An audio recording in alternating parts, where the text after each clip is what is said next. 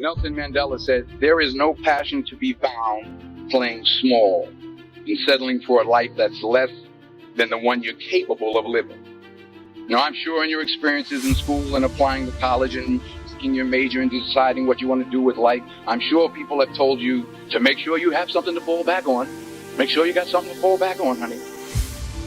But I never understood that concept, having something to fall back on. If I'm going to fall, I don't want to fall back on anything except my faith. I want to fall forward. Figure at least this way I'll see what I'm going to hit. Without consistency, you'll never finish. So do what you feel passionate about. Take chances professionally. Don't be afraid to fail. There's an old IQ test was 9 dots. And you had to draw 5 lines with a pencil within these 9 dots without lifting the pencil. The only way to do it was to go outside the box. So don't be afraid to go outside the box. Don't be afraid to think outside the box. Don't be afraid to fail big, to dream big. But remember, dreams without goals are just dreams. And they ultimately fuel disappointment. So have dreams, but have goals. Life goals, yearly goals, monthly goals, daily goals. I try to give myself a goal every day. Sometimes it's just to not curse somebody out. Simple goals, but have goals. And understand that to achieve these goals, you must apply discipline and consistency. In order to achieve your goals, you must apply discipline, which you've already done, and consistency every day, not just on Tuesday and just a few days. You have to work at it every day. You have to plan every day. You've heard the saying, we don't plan to fail, we fail to plan. Hard work works. Working really hard is what successful people do. And in this text, tweet, twerk world that you've grown up in, remember, just because you're doing a lot more doesn't mean you're getting a lot more done. Remember that. Just because you're doing a lot more doesn't mean you're getting a lot more done. Don't confuse movement with progress. My mother told me, she said, yeah, because you can run in place all the time and never get anywhere. So continue to strive, continue to have goals, continue to progress.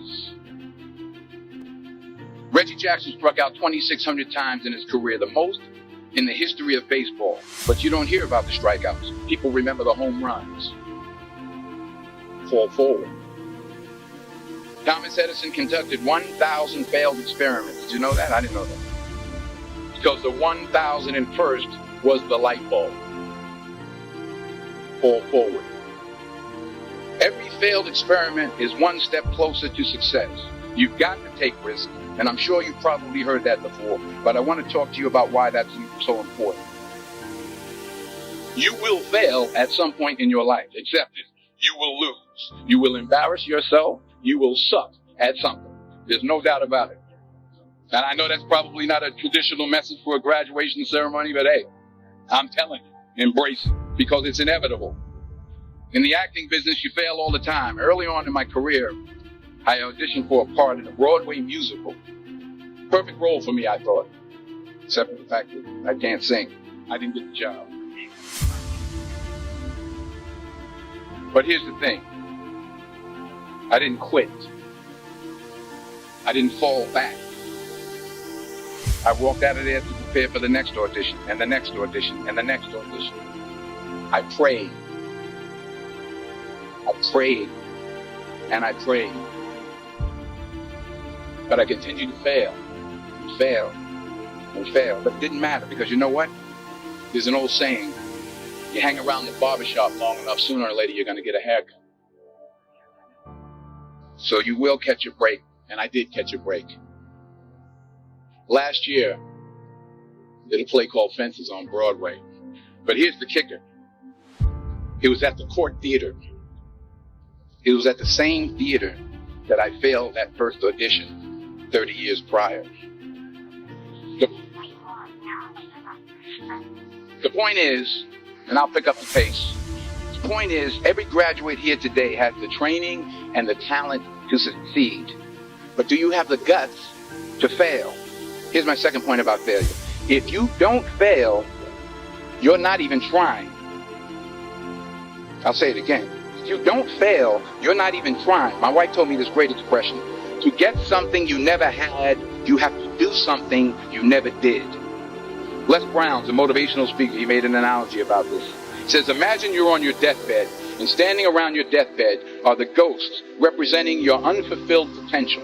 The ghost of the ideas you never acted on. The ghost of the talents you didn't use. And they're standing around your bed, angry, disappointed, and upset. They say, we came to you because you could have brought us to life, they say. And now we have to go to the grave together. So I ask you today, how many ghosts are going to be around your bed when your time comes? You've invested a lot in your education, and people have invested in you. And let me tell you, the world needs your talents. Does it ever? I just got back from Africa like 2 days ago, so if I'm rambling on because of jet lag. I just got back from South Africa. It's a beautiful country, but there are places there with terrible poverty that need help. And Africa is just the tip of the iceberg. The Middle East needs your help. Japan needs your help. Alabama needs your help. Tennessee needs your help. Louisiana needs your help. Philadelphia needs your help. The world needs a lot, and we need it from you. We really do. We need it from you young people. I mean, I'm not speaking for the rest of us up here, but I know I'm getting a little grayer. We need it from you, the young people, because remember this. So you got to get out there. You got to give it everything you got, whether it's your time, your talent, your prayers, or your treasures. What are you going to do with what you have? I'm not talking about how much you have. Some of you are business majors. Some of you are theologians, nurses, sociologists. Some of you have money. Some of you have patience. Some of you have kindness. Some of you have love. Some of you have the gift of long suffering. Whatever it is, whatever your gift is, what are you going to do with what you have? All right, now here's my last point about failure. Sometimes it's the best way to figure out where you're going. Your life will never be a straight path. I began at Fordham University as a pre-med student. I took a course called cardiac, I still can't say it, cardiac morphogenesis. I couldn't read it, I couldn't say it, I sure couldn't pass it. So then I decided to go into pre-law, then journalism. And with no academic focus, my grades took off in their own direction.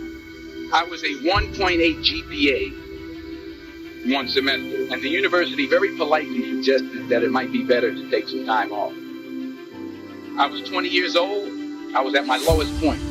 And then one day, and I remember the exact day, March 27th, 1975, I was helping my mother in a beauty shop. My mother owned a beauty shop up in Mount Vernon.